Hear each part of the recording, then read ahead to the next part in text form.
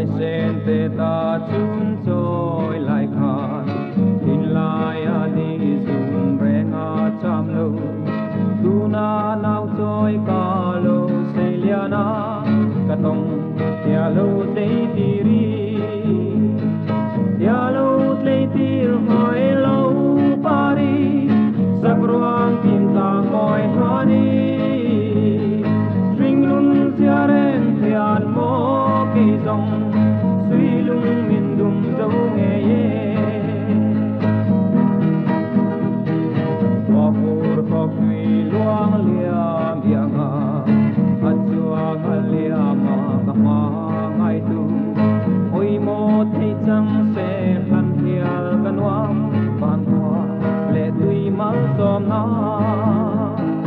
ya lo tei tir hoi lo pari sagruang tin lang moi kwani